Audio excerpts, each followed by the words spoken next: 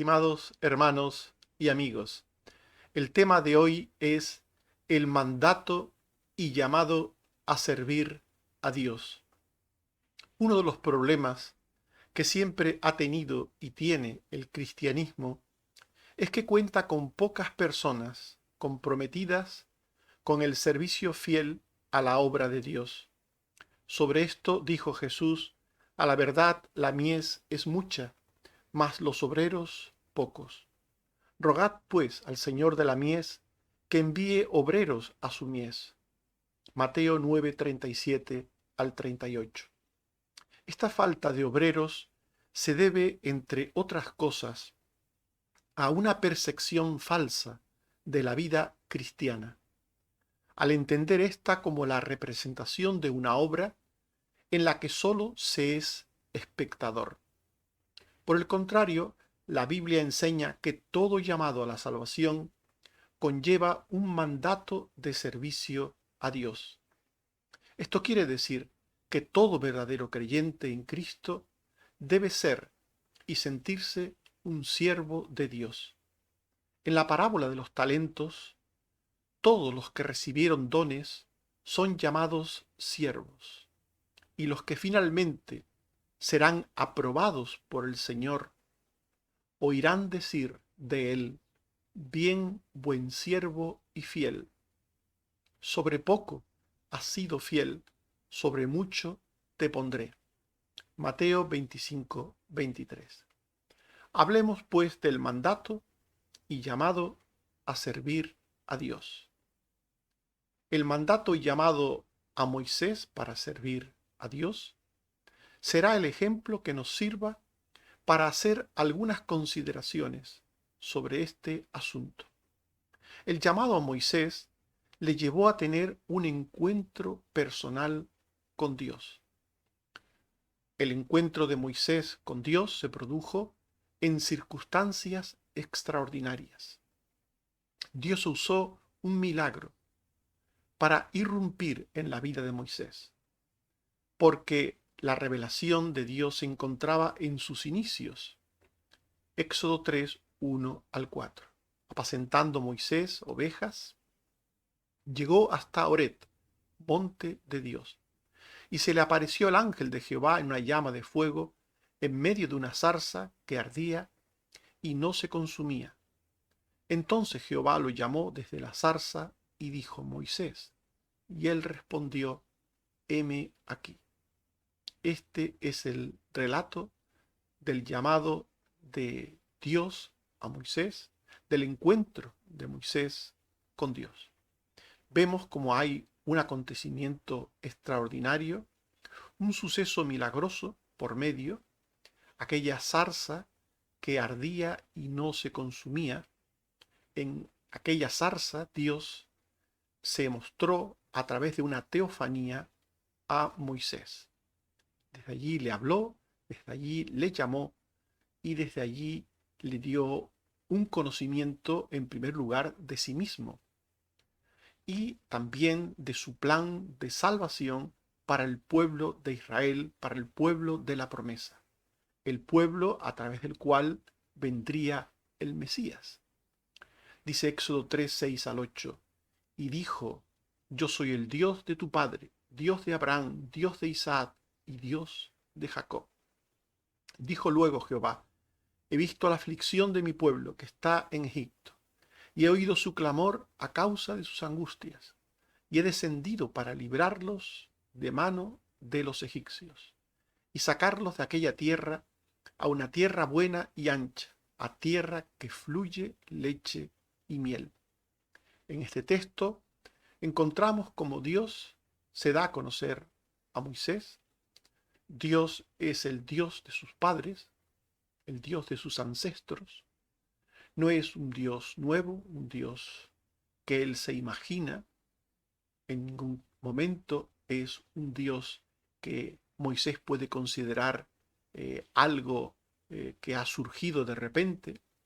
Es el Dios de siempre, el Dios de sus padres.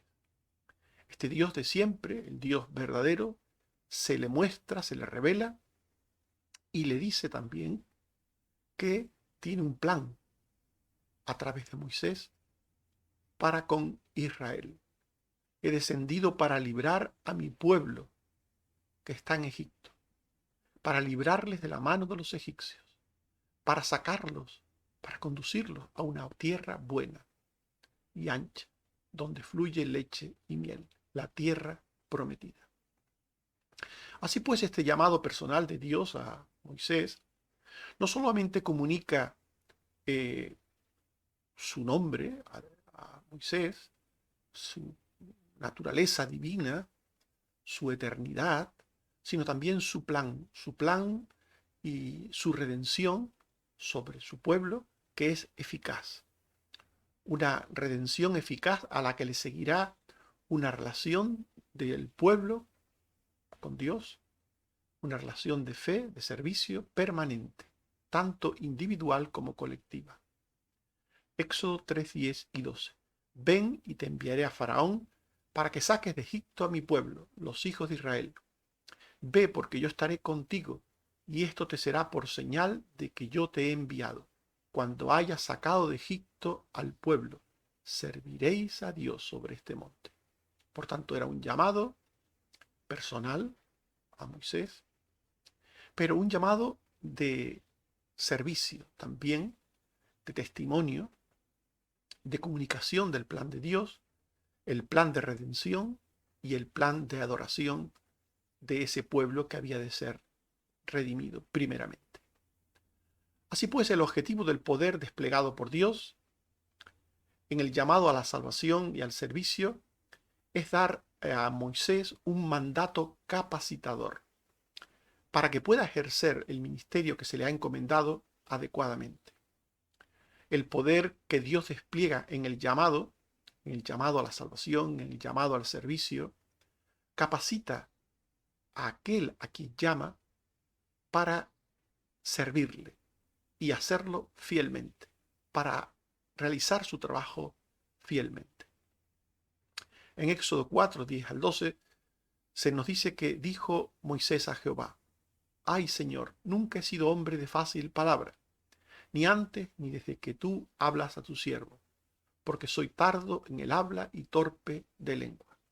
Y Jehová le respondió: Ve, y yo estaré con tu boca, y te enseñaré lo que hayas de hablar.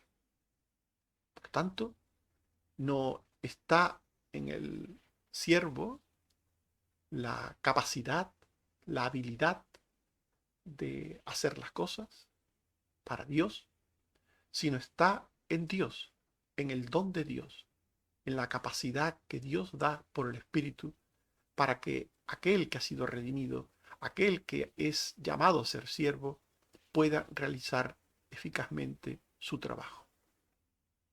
El llamado, por tanto, advierte al mismo tiempo que comunica el trabajo a realizar, advierte de las respuestas que se van a producir a la predicación, a la proclamación de la palabra, para que los siervos no estén expuestos a lo que las personas puedan hacer o decir y puedan creer que la palabra de Dios no va a cumplirse. El llamado de Dios advierte. Éxodo 3, 19 al 21. Yo sé que el rey de Egipto no os dejará ir, sino por mano fuerte. Pero yo extenderé mi mano y heriré a Egipto con todas mis maravillas que haré, y entonces os dejará ir. Y yo daré a este pueblo gracia en los ojos de los egipcios, para que cuando salgáis no vayáis con las manos vacías. Por tanto, el Dios que salva individualmente, que redime individualmente, que se da a conocer a las personas, que después las llama para servirle, que le da un mensaje a comunicar de salvación y de redención, también advierte de cómo va a ir el trabajo, el ministerio, para que el siervo no se confunda cuando vea un resultado u otro. El siervo debe saber que no depende de él el crecimiento, es del siervo el sembrar y el regar, y que el crecimiento lo da Dios. Es, por tanto, la labor del siervo, la labor fiel, proclamar.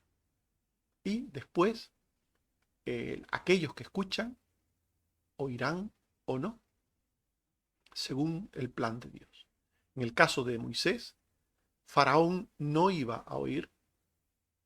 Dios se lo dice a Moisés, Faraón no oirá, no os dejará ir. Tú le comunicarás mi mensaje, que deje ir a mi pueblo, pero él no hará caso, no te oirá, sino que tendré que desplegar mi poder, mis maravillas, con él, con Egipto, para doblegar el corazón de Faraón. Y entonces sí os dejará ir. Y entonces saldréis, y doblegará el corazón de Faraón para que os deje ir, y doblegará el corazón de los egipcios para que no salgáis con las manos vacías, para que os den de sus joyas, de sus bienes, y no salgáis con las manos vacías. Así pues, el llamado dota al siervo y al mensaje del siervo del poder de Dios. No solamente le da conocimiento, sino hay el poder de Dios desplegado en esa palabra que el siervo debe anunciar. Un poder que está en la misma palabra o está en alguna acción que el siervo debe de realizar para acompañar a la palabra. En este caso, Dios le dio a Moisés dos señales, tres señales realmente, pero siempre se conocen principalmente las dos primeras, unas señales por las que él debía de enfrentarse a la incredulidad, a combatir la falta de fe, la incredulidad. Dios en su soberanía puede eliminar la incredulidad o puede permitirla. En cualquier caso, Dios tiene herramientas frente a la incredulidad. Y Dios habló con Moisés, Éxodo 4, 1 al 5, sobre esto que hablamos. Entonces Moisés respondió diciendo, he aquí que ellos no me creerán, ni oirán mi voz. Es decir, que el propio Moisés se dio cuenta de que la respuesta primera del pueblo de Israel mismo y también de Faraón sería la incredulidad. Y Jehová le dijo, ¿qué tienes en tu mano? Y él respondió, una vara. Él le dijo, échala en tierra. Y la echó. Y se hizo una culebra. Entonces dijo Jehová, tómala por la cola. Y él la tomó y se volvió vara en su mano. Por esto creerán que se te ha parecido Jehová Dios. Éxodo 4, 6 al 8. Le dijo además Jehová, mete tu mano en tu seno. Y cuando la sacó, su mano estaba leprosa como la nieve. Y dijo, vuelve a meter tu mano en tu seno. Y al sacarla de nuevo, he aquí que se había vuelto como la otra carne. Si aconteciere que no te creyeren, ni obedecieren a la voz de la primera señal, creerán a la voz de la postrera. Así pues, Dios llamó a Moisés, le llamó primero a la salvación y le llamó en segundo lugar al servicio, dándole un mandato de servicio, de testimonio, a comunicar su palabra y acompañar esa palabra con señales que acreditaban que él era el enviado de Dios. Otro ejemplo de este mandato y llamado de Dios a la salvación y al servicio lo encontramos en el apóstol Pablo ya en el Nuevo Testamento. Este llamado también se produjo mediante un encuentro de Saulo, que era el nombre de Pablo antes de llamarse así, Saulo, el nombre hebreo, un encuentro de Saulo con el Señor Jesús. Este encuentro redentor también se produjo mediante un acontecimiento extraordinario. Tanto el de Moisés como el de Pablo, un llamado y otro, ambos se produjeron a través de acontecimientos extraordinarios. En el caso de Moisés, una zarza que arde y no se consume. En el caso de Pablo, yendo de camino a Damasco, le va a suceder algo extraordinario. Hechos 9, 1 al 3 dice: Saulo, respirando amenazas y muerte contra los discípulos del Señor, yendo por el camino cerca de Damasco, repentinamente le rodeó un resplandor de luz del cielo. Y aquí el acontecimiento extraordinario. Una luz cegadora del cielo le rodeó. Esto evidentemente fue algo milagroso, algo extraordinario, una obra de Dios soberana que él quiso emplear para llegar a la vida de Pablo, al corazón de Pablo. Así como también hizo algo semejante con Moisés. Quiero decir que esto no es lo habitual. Estos dos ejemplos bíblicos de dos personajes bíblicos en dos situaciones muy extraordinarias, ambas, son excepciones a la regla. Por lo general, el llamado a la salvación y al ministerio se produce en una forma tranquila y serena, sin necesidad de acontecimientos extraordinarios, sin necesidad de milagros. Dios te llamó a ti, si eres hijo de Dios, no lo sé, que me escuchas, te llamó, me llamó a mí, sin acontecimiento extraordinario, milagroso. Es decir, a través del testimonio de alguien, a través de la escucha de la palabra, de la lectura de la Biblia, la lectura de un folleto. Dios nos llamó a la salvación y al ministerio de forma ordinaria. ¿Cómo es lo habitual? Según nos dice Juan 3, 7 al 8. Os es necesario nacer de nuevo. El viento sopla de donde quiere y oyes su sonido, mas ni sabes de dónde viene ni a dónde va. Así es todo aquel que es nacido del Espíritu. El que es nacido del Espíritu es como el viento que sopla y no se sabe ni de dónde viene ni a dónde va.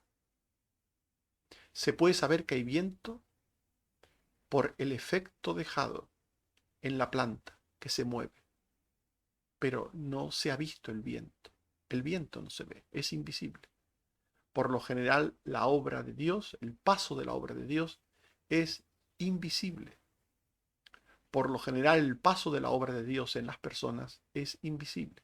Solo se puede ver los efectos, el movimiento del nuevo nacimiento. Os es necesario nacer de nuevo. Hemos leído. Cuando vemos a una persona que cree, que se ha arrepentido, que ama a Dios, que quiere seguir a Dios y servir a Dios, sabemos que el Espíritu Santo, que Dios ha hecho la obra de salvación en su vida, que el llamado se ha producido, que el mandato se ha producido. Así pues, esto es solamente una aclaración, porque el llamado y mandato a Moisés y a Pablo es una excepción a la regla, y por lo general el llamado y mandato de Dios a la salvación y servicio de todas las demás personas suele ser de una manera ordinaria, de una manera no milagrosa, una manera que no llama necesariamente la atención a nadie más que aquel que recibe ese mandato y llamado. Pero este particular encuentro que tuvo Pablo con el Señor era necesario que se produjese, y que se produjese en la forma de la que nos habla la Biblia. Porque el poder quebrantador de Dios debía convertirle a él, a Pablo, a Saulo, debía convertirle a la fe, debía convertir y quebrantar su espíritu rebelde. El carácter extraordinario de Saulo requería de un llamamiento extraordinario. Por tanto, el llamado de Dios tiene mucho que ver con la soberanía de Dios por una parte, pero también con la necesidad de Dios de producir un determinado efecto en aquel a quien llama, aquel a quien mandata a la fe y al servicio. En Hechos 22, 7 y 9 se dice: caí al suelo y oí una voz que decía: Saulo, Saulo, ¿por qué me persigues? Yo respondí: ¿quién eres, Señor? Y me dijo: yo soy Jesús de Nazaret, a quien tú persigues. Y los que estaban conmigo vieron la luz y se espantaron, pero no entendieron la voz del que hablaba conmigo. Por tanto, el llamado es sólo para el que lo recibe en la voluntad soberana del Señor. En un lugar pueden haber 100 personas y solamente una de ellas puede escuchar la voz de Dios, recibir la iluminación de Dios para ser quebrantado, para creer en Cristo, para entender la salvación, para entender el mandato de servicio. Esto sucedió con Pablo. Él percibió la luz, oyó la voz, y los que estaban con él solo percibieron lo más leve de aquellos movimientos del Espíritu, pero no el fin mismo del propósito salvífico que contenía. Este encuentro de Pablo con el Señor le iluminó el entendimiento para salvación propia y para servicio de testimonio a otros. Nos dice Hechos 22, 10 y 14 al 15, que dice Saulo, dije, ¿qué haré, Señor? Y el Señor me dijo: levántate y ve a Damasco, y allí se te dirá todo lo que está ordenado que hagas. Y él dijo: el Dios de nuestros padres te ha escogido para que conozcas su voluntad y veas al justo y oigas la voz de su boca, porque serás testigo suyo a todos los hombres de lo que has visto y oído. Pablo, Saulo antes, Pablo después, pudo responder: ¿qué haré, Señor? Una actitud de humildad, sometimiento y obediencia, que implica también una actitud de fe. Por tanto, Dios quebrantó a Saulo. Al que sería Pablo lo quebrantó. Y también le iluminó lo que él dice: has visto y oído. Lo que has visto y oído, de esto me serás testigo, le dijo Dios. Por tanto, Dios le iluminó. Él conoció la voluntad de Dios, él vio al justo, él vio al Señor y recibió este mandato del Señor. Y también, junto con el mandato, al igual que Moisés, recibió la capacitación para realizar el ministerio encomendado. La capacitación es primeramente espiritual y después ministerial. Solo así se puede realizar el trabajo encomendado. La capacitación del siervo de Dios es primero espiritual porque le da la actitud de corazón, de humildad, de mansedumbre, la actitud de fe, y también le da la capacitación espiritual, el conocimiento, la sabiduría, la manera de hacer la obra de Dios. Hechos 22, 11 al 13 y 16. Y como yo no veía a causa de la gloria de la luz, llevado de la mano por los que estaban conmigo, llegué a Damasco. Entonces uno llamado Ananías, varón piadoso, que tenía buen testimonio, vino a mí y me dijo: hermano Saulo, recibe la vista. Y yo en aquella misma hora recobré la vista y lo miré y me dijo: lava tus pecados invocando su nombre. Por tanto, en aquel encuentro, Pablo recibió el lavamiento de pecados, recibió la fe, recibió la vista, recibió tantas cosas que después le harían ser un siervo útil para la causa del Señor. Un siervo adecuado para la causa del Señor. La capacitación ministerial se apoya no solamente en dones recibidos de parte de Dios, capacidades recibidas de parte de Dios, espirituales, intelectuales, ministeriales, sino también en un cambio radical de vida que es indispensable para acreditar el mensaje. Nos dice Hechos 22, 17 al 21, que orando me sobrevino un éxtasis. Y le vi que me decía, sal de Jerusalén, porque no recibirán tu testimonio acerca de mí. Yo dije, Señor, ellos saben que yo encarcelaba y azotaba en todas las sinagogas a los que creían en ti. Y cuando se derramaba la sangre de Esteban, tu testigo, yo consentía en su muerte. Pero me dijo, ve, porque yo te enviaré lejos a los gentiles. Por tanto, en su testimonio, Pablo habla del pasado, de quién era él. Él era alguien que encarcelaba, que azotaba a los que creían en el Señor. Alguien que derramaba la sangre de los que creían en el Señor. Ese era el Saulo de antes de encontrarse con el Señor. Todas las personas tenemos un antes de cuando no éramos creyentes, de cuando no éramos hijos de Dios, en el que podían haber situaciones diversas, en cualquier caso todas ellas contrarias a la fe, contrarias al amor, a la justicia de Dios.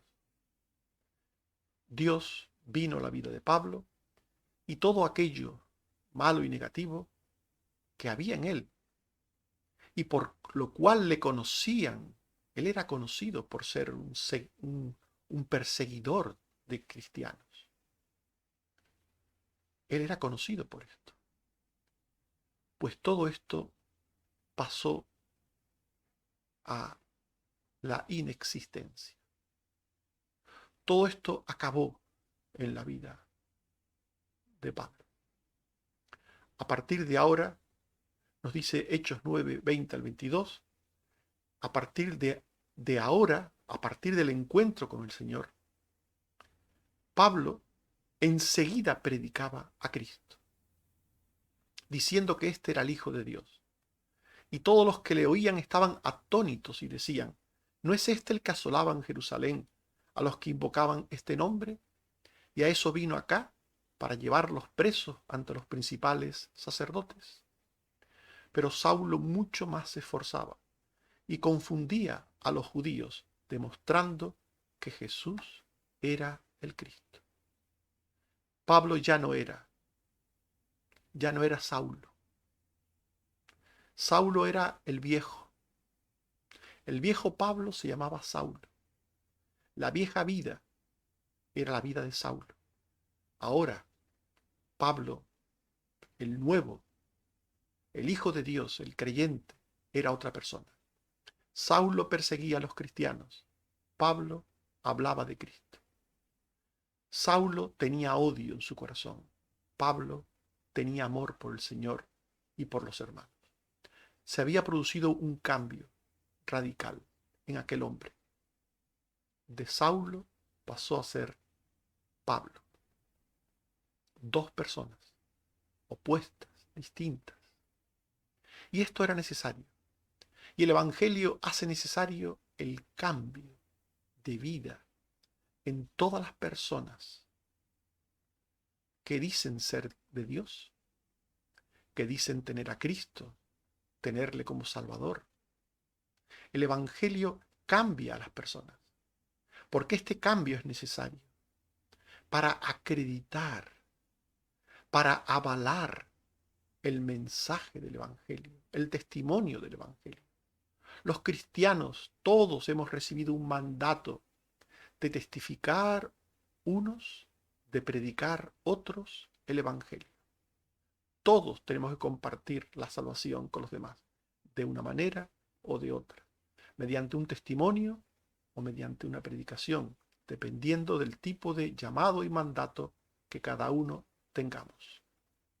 Pero en cualquier caso, en todos es necesario el cambio de vida, porque el cambio de vida avala las palabras de nuestra boca. Y esto sucedió con Pablo. Pablo experimentó un cambio real, verdadero, un cambio visible, un cambio percibido por las personas. En Hechos 26, 16 al 18, el Señor le dice: para esto he aparecido a ti, para ponerte por ministro y testigo de las cosas que has visto, librándote de tu pueblo y de los gentiles, a quienes ahora te envío, para que abras sus ojos, para que se conviertan de las tinieblas a la luz, y de la potestad de Satanás a Dios, para que reciban por la fe que es en mí perdón de pecados y herencia entre los santificados. El mensaje de la salvación, el mensaje del Evangelio, no es un mensaje teórico, no es un mensaje meramente de palabras teóricas sobre Dios, sobre Jesucristo. Es un mensaje de salvación, un mensaje de cambio. Dios quiere cambiar la vida de las personas. Y aquel que tiene que transmitir ese mensaje de cambio tiene que haber experimentado el cambio él mismo. Porque si él no ha experimentado el cambio, ¿cómo va a hablar de un mensaje de cambio a otros? ¿Cómo creerán otros en un mensaje de cambio que anunciamos con nuestra boca si nuestra vida no refleja ese mensaje de cambio? Por tanto, Pablo recibió un llamado a la salvación, un mandato al servicio, y juntamente con ese llamado a la salvación y mandato al servicio, recibió un cambio que avalaba su salvación, su servicio, lo avalaba ante los demás, para que otros también pudieran creer y obedecer a Dios.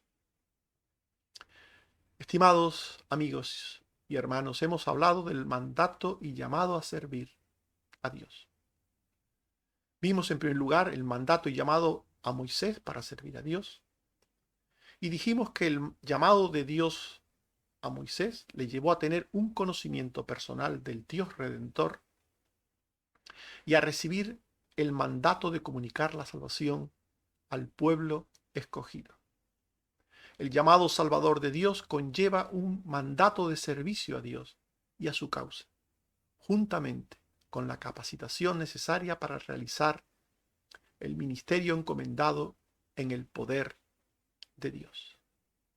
Y también vimos el mandato y llamado a Pablo para servir a Dios. Y de él aprendimos que se produjo durante el encuentro personal con el Señor Jesús, quien le quebrantó para convertir su espíritu rebelde en otro de dócil obediencia para testimonio y servicio a la fe. El poder desplegado por Dios en el llamado y mandato al servicio de Pablo le dio la capacidad de realizar adecuadamente su ministerio porque estaba avalado por su propia vida, por el testimonio de su propia vida, una vida nueva, una vida cambiada. Hechos 9, 3 al 6 dice: al llegar cerca de Damasco, repentinamente le rodeó un resplandor de luz del cielo, y cayendo en tierra, oyó una voz que le decía: Saulo, Saulo, ¿por qué me persigues? Él dijo: ¿quién eres, Señor? Y le dijo: yo soy Jesús, a quien tú persigues. Dura cosa te dar coces contra el aguijón. Él, temblando y temeroso, dijo: Señor, ¿qué quieres que yo haga? Que Dios te ayude, que el llamado y mandato de Dios para salvación y servicio esté en tu vida y Él te ayude a poder decir como Pablo, Señor, ¿qué quieres que yo haga? Amén. Oremos. Señor, te damos gracias por tu palabra que nos recuerda que todo llamado a la salvación conlleva un mandato al servicio. Ayúdanos a entender esto para que desde el conocimiento de ti, desde la experiencia personal de salvación contigo, desde el cambio de vida, desde una vida nueva de testimonio, podamos hablar a otros de tu Hijo, de la salvación que ofreces en tu Hijo, y que el mundo pueda ver que te conocemos, porque vea la diferencia entre el que somos ahora y el que éramos antes, y que el mensaje que anunciamos sea creíble, porque nuestra vida arroje tanta luz como nuestra boca, como nuestras palabras. Gracias, Señor. Te suplico también por los enfermos. Te doy las gracias por Carmen Teresa, por Carmen Rosa, por Susana, por Jeremías. Te doy las gracias por la niñita de Antonio y Bárbara. Te doy las gracias por la familia de Noemí y la familia de Josefina.